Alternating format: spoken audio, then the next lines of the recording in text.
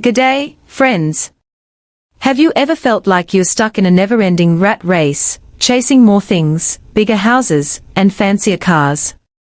We've been told that more equals better, but there's an ancient whisper from the heart of the bush that says otherwise. True wealth isn't found in what we hoard, but in what we are willing to share. Today, I'm taking you to a small timber cottage nestled near the soft green hills and a quiet flowing stream, where an old woman named Nani and a very special duck named Lulu lived a life that would eventually change an entire community. This isn't just a story about kindness, it's a mirror reflecting our own souls. If you're someone who hungers for wisdom and wants to water your soul with positive messages every day, do us a favor, hit that subscribe button and ring the bell. Subscribing is a brainy way to tell the universe, I choose kindness and wisdom as my companions. Now, grab a cuppa or a flat white, settle in, and let's wander into the tale of Nani. In a quiet corner of the Australian countryside, where the air smells of eucalyptus, and the wattle trees paint the landscape in strokes of brilliant gold, lived Nani. She was a woman of gentle calm, her face lined with the stories of many seasons. Her small house stood at the edge of a village, surrounded by a wooden fence that would creak and groan softly whenever the southern wind passed through the gums. Nani had walked this earth for many years. Her husband had passed away long ago, and she had no children of her own, but Nani was never truly lonely. She had Lulu.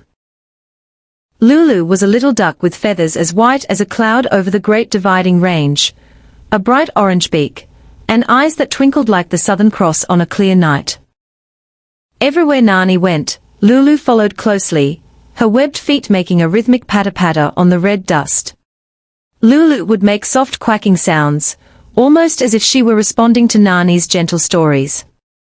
The locals would often smile at the sight, an old woman leaning on her walking stick, moving slowly, with a tiny white duck keeping perfect pace beside her. Their life was as steady as the tides. Every morning, just as the sun rose and tinted the sky with shades of soft orange and pink, Lulu would lay one warm egg in the shed. Nani would pick it up with her weathered hands and whisper, "Thank you, my dear. One is enough for us." She would cook the egg, eat half for her breakfast, and save the remaining half for her dinner, living a quiet life with a peaceful heart. But one morning, the rhythm changed. Instead of one egg, Nani found two. She looked at them in surprise and smiled gently. "2 eggs. That is very kind of you, Lulu," she said. Instead of keeping both, Nani took the second egg to the village market. She didn't want a fortune, she only asked for enough to buy a bit of rice and some jaggery. From that day on, Lulu continued to lay 2 eggs every single morning. It didn't take long for the neighbors to notice.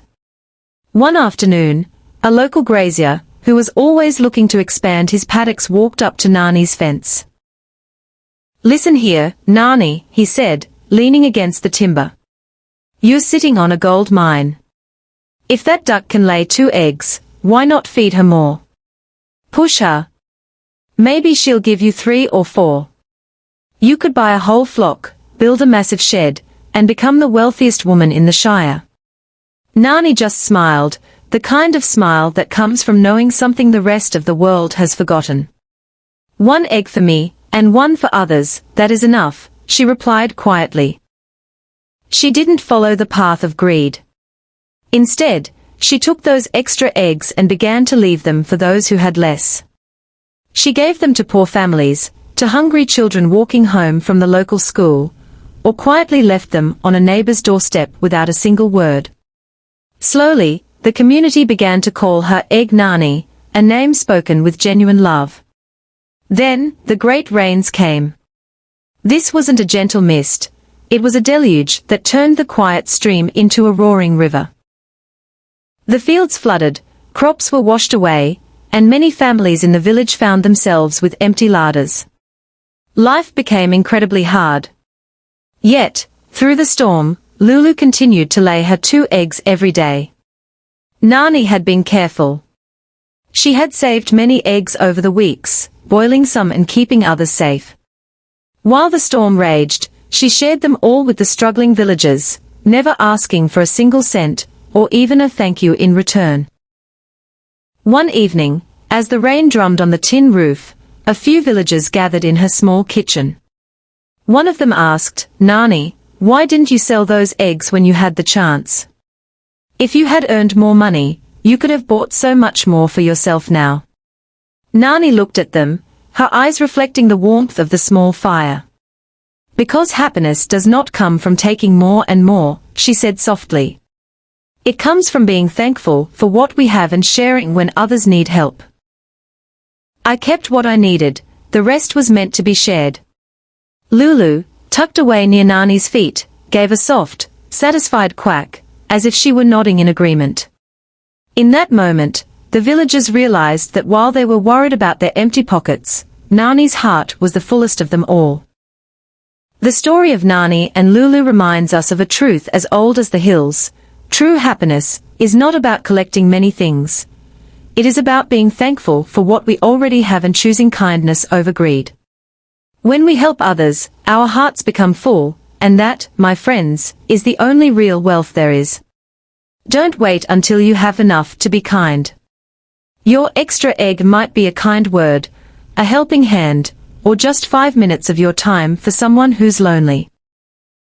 If this story touched your heart today, show us some love by hitting the like button.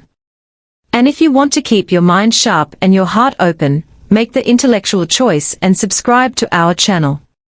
It's the best way to ensure you never miss a dose of wisdom. Thanks for stopping by. Go out there, be a bit more like Nani, and remember, you already have enough to make a difference. Catch YA in the next video.